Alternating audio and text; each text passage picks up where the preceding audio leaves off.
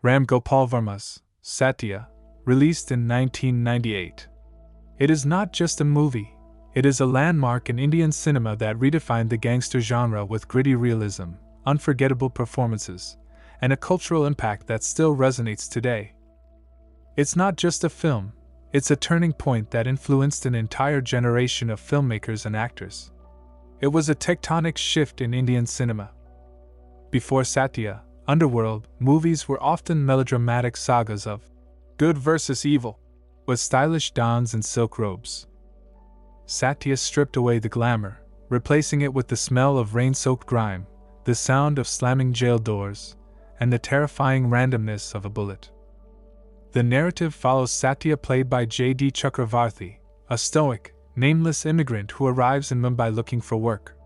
His life takes a dark turn when he is falsely accused of a crime and thrown into jail.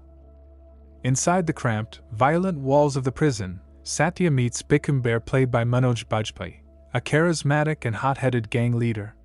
Satya's cold-blooded courage earns Bhiku's respect, forging an intense brotherhood. Upon their release, Satya is absorbed into the company. Unlike the others, Satya is a strategist. He doesn't just use muscle, he uses his mind to help Bhiku's gang rise to the top of the Mumbai food chain, navigating a bloody turf war against a rival gang led by Guru Narayan. The tragedy of the film lies in Satya's attempt to find a sliver of normalcy. He falls in love with Vidya, played by Ramila Manodkar, a naive, aspiring playback singer who lives next door. She has no idea that the quiet man she loves is a cold-blooded killer. As the police, led by the relentless Commissioner Amol Shukla, tighten the noose, the brotherhood begins to fracture under the weight of betrayal and political pressure.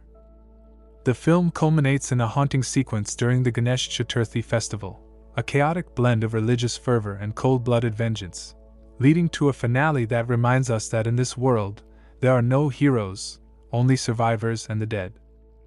Satya introduced a gritty, handheld camera aesthetic that made the audience feel like they were standing in the chawls of Mumbai.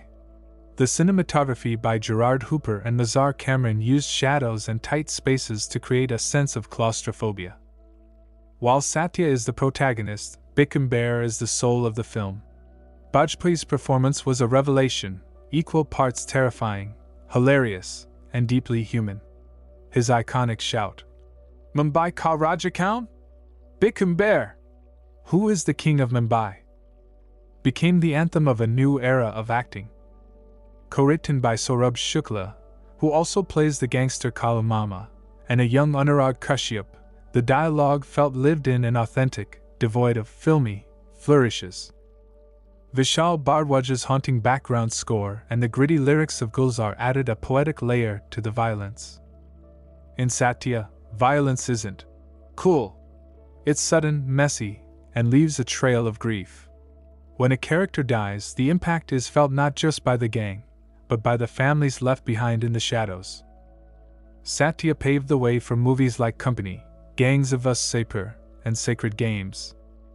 It proved that you didn't need a superstar or a picturesque location in Switzerland to make a masterpiece. You just needed a raw, honest lens pointed at the dark heart of the city. The film was made on a shoestring budget, and many of the locations were actual Mumbai slums and streets, often filmed without the public even realizing a movie was being shot.